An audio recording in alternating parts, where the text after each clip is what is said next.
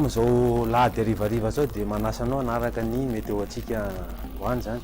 Raha momba ny toetrandrontsika dia maranjaka kelinay zany tsiokany alazay zany amin'ny an'ity telo andro avy zao ka ny orana dia saika aty amin'ny faritra atsinanan'ny nosy aty no tena isy an'izany orana zany.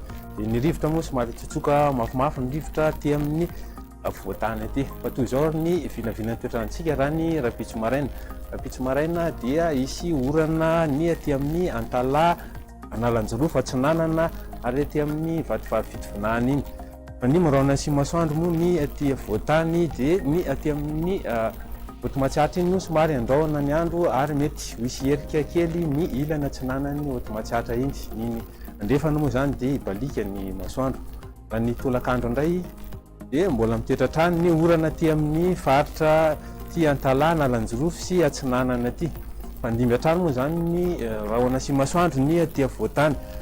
Dia ny aty amin'ny ilany andrefana dia balika hatrany ny masoandro fa na zany ary dia mety hisy orana tandrifindrahona rakotroka aty amin'ny faritry Melaky sy aty amin'ny faritry Samborano iny.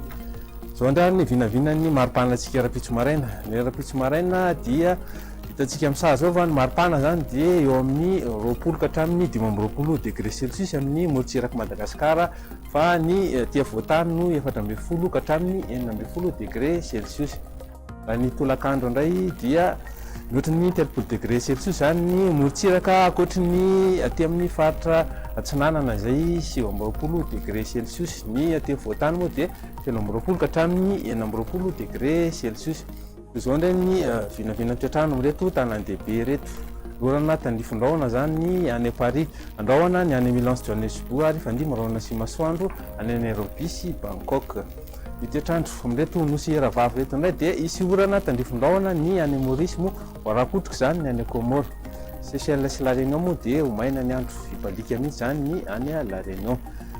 Indray no afaka atolotranao amin'izao arivariva zao, metraky ny mandram-piona indray veloma tompoko.